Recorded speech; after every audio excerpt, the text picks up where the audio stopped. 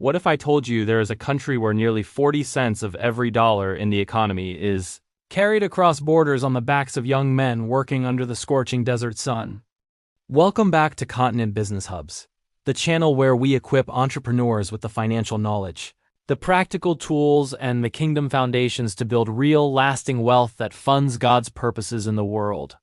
If this is your first time here, hit subscribe and make sure you turn on notifications. We publish new content every week. That is Nepal. Every single year, millions of young Nepalis leave their families behind to build modern empires in Qatar, Saudi Arabia, and Malaysia. In recent months alone, they sent back over $11 billion. But here's the tragedy. Almost none of that money is turned into productive generational wealth. The moment it hits Nepali soil, it disappears into immediate consumption, paying off massive recruitment debts that range from $1,500 to $3,000 just to secure a passport. When we look at this through a spiritual lens, it reminds us of the parable of the talents. God does not give us resources just to consume them. He gives them to us to multiply. Right now, Nepal's greatest resource, its youth and its capital, is being buried in the ground of basic survival and extractive fees. This isn't just an economic crisis. It is a massive, underserved financial market waiting for a kingdom-minded solution. To unlock this market, we have to look past the surface and bridge three distinct operational gaps. Gap 1, pre-migration stewardship, upskilling. Right now, 74% of Nepali workers go abroad completely unskilled. They arrive unable to speak the language and get trapped in low-paying, dangerous jobs. But true stewardship begins with preparation. There's a massive opportunity to build a pre-departure digital ecosystem that trains these young men in technical skills, financial literacy, and basic Arabic or Bahasa before they ever step on a plane. By equipping them, you instantly double their earning capacity. Gap 2. The multiplication engine, remittance to investment. When money arrives in Nepal, traditional finance operators treat it as a transaction to be taxed, not capital to be grown. A worker earning $400 a month doesn't have access to high-yield capital markets. The massive business opportunity here is to build a micro-investment engine. Imagine an automated fintech platform where a portion of incoming remittances is automatically swept into secure mutual funds, micro-equity in rising local businesses, or green agriculture.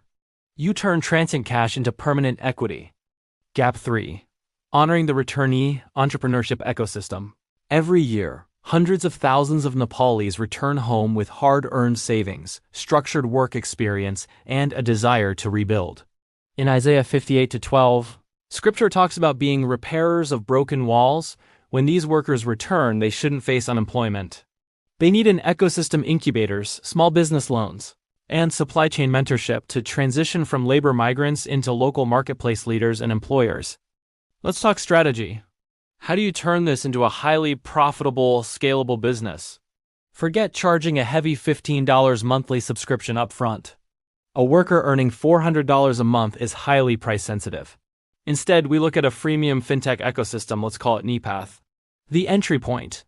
Provide a low-fee or zero-fee digital wallet that beats standard money transfer operators on exchange rates. The upsell. Monetize through a 0.5% currency exchange spread, fractional investment management fees, and B2B partnerships. The scale. If you capture just 300,000 users out of the millions of Nepalis working abroad, and process an average of $300 a month per worker, your platform is moving $90 million in monthly volume. By taking a microscopic sliver of that volume through transaction fees and investment yields, you build an asset management powerhouse while actively moving a nation out of economic dependency. Companies like Wise and Remitly proved the cross-border market is massive, but nobody has localized it for Nepal's specific investment landscape. This model is not an untested theory. The Philippines cracked this blueprint decades ago. They built a sophisticated overseas Filipino worker OFW framework complete with retail treasury bonds, specialized reintegration programs, and legal protections. Nepal is currently 20 years behind the Philippines on this infrastructure, and that precise 20-year developmental gap is where exponential business opportunities live. True visionaries don't just see a country dependent on labor. They see an economic powerhouse waiting to be channeled for good. Next video, we are going deep into Nepal's premium tourism sector, why it is dramatically undermonetized, and how investors can capture the high-end luxury market. Hit that follow button so you don't miss it. God bless you.